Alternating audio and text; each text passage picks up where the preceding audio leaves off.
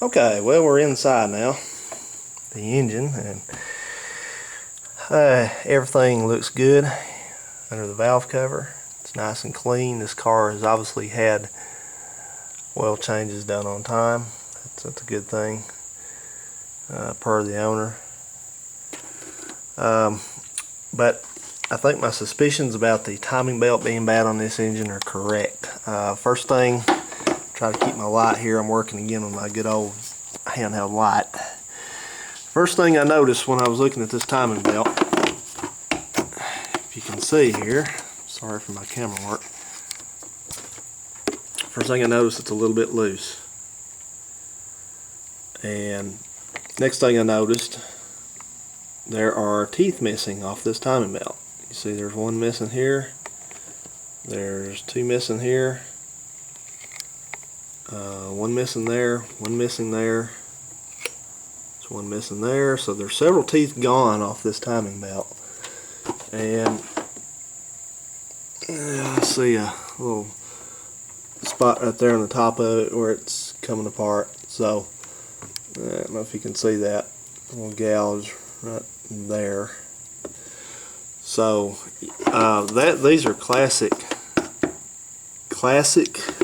example of a timing belt that's probably the original. I do see that it's got, if you look, you have to read upside down. Let's take a look here and see. You see it says made in Japan. That's probably the original timing belt on this car at 179,000 miles, and they are well known. Mazda used good timing belts, so their factory OEM Inspire was apparently very good. So that's not unheard of for them to go this far. So probably the cams themselves are probably still in time. They probably didn't slip. Probably what's going to be found when we get all the rest of this disassembled down there to get into the bottom. You know, you got a small crankshaft pulley down there where the timing belt goes around. So it's probably ripped, like I said, ripped several of the teeth off. So that's probably what we're going to find. And show you the second thing I found that didn't look good is I found a spring laying here. And the spring is broken. If you look here in the end, one of the pieces is broken, the part's broken off the end of it, and that's very likely the tensioner spring. So maybe this thing broke and, you know, caused all this to happen, or the timing belt just got loose and it flopped around enough that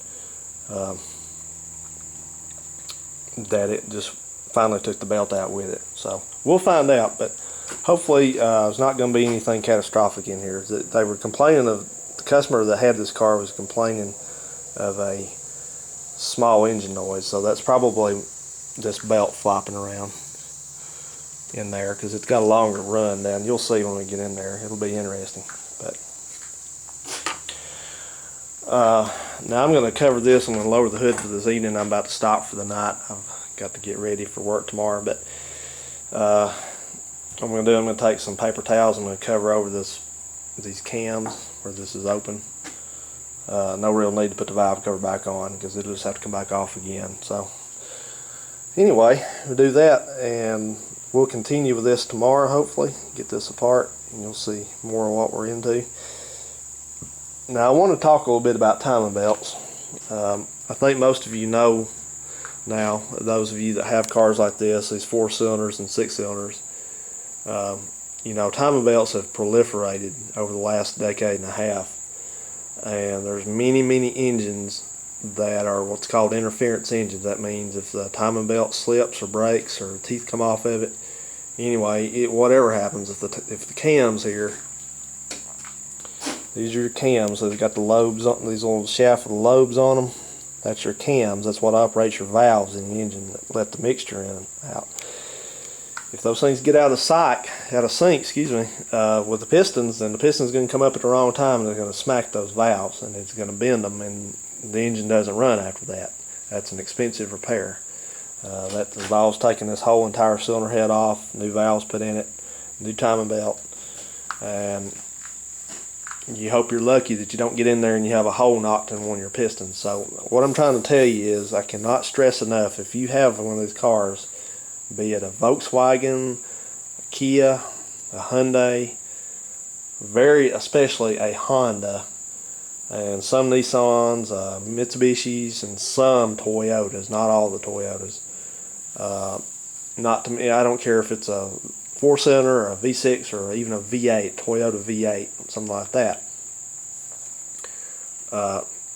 Please be sure you follow your manufacturer's recommended service interval for the timing belts. A lot of them are 60,000 miles, some of them are 90,000 miles.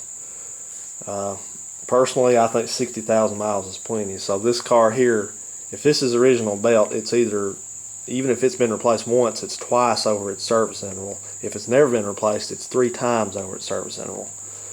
So just lucky enough, like I said earlier, this is not an interference engine, but one of these cars that is, you're sunk. If you don't do that on time and that thing breaks, you're sunk. You're going to be out of some money. So just be sure you follow that. If you don't know when it is, if you can't find the information, just go with 60,000 miles. If you buy one of these cars, not a Mazda necessarily, but if you buy like one of these, it's an interference, like I told you, these brands I just told you, and you don't have any service history on it, then just go ahead and spend the money and have it done. I think timing belts are a bad idea. I think they should have stayed with chains. I think nowadays they're kind of going back to timing chains these days, even on the 4-cylinders, and they go hundreds of thousand miles without any problems. So, well, okay, this is a good introduction to this. This is kind of exactly what I was expecting to find in here. The spring did surprise me. There it is. That was kind of unusual, but like I said, this is probably the tensioner spring. It probably broke, so it either broke before or after the fact. We'll find out. Thanks for watching, everybody. If you have any questions, please ask, and stay tuned. There will be more segments of this project coming up.